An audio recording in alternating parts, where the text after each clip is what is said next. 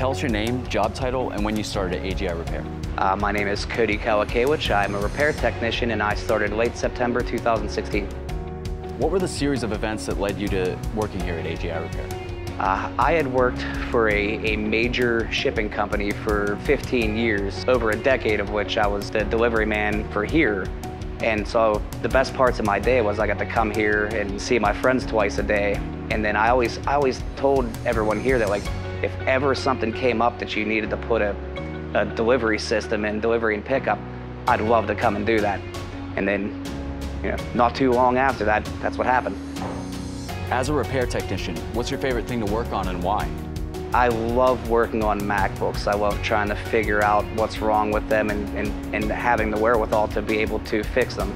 They have all kinds of crazy little bugaboos to try to figure out. It's just, I get a real sense of accomplishment when I'm able to fix one of those and know that I have a job well done.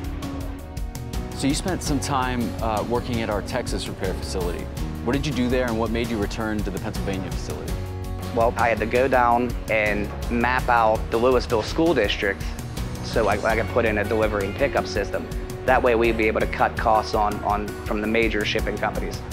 I was there for a year and then I found out my mom got sick and I had to move back up here to kind of help with that and help take care of her, and now here we are.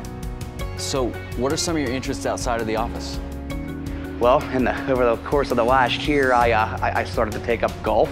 Not good at it. And I enjoy shooting pool. I like hanging out with my friends and just basically doing all the things that a person in their late 30s does.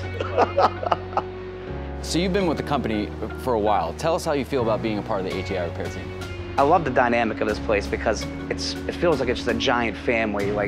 Not to mention I get to work with all of my friends that I've been friends with for a very long time.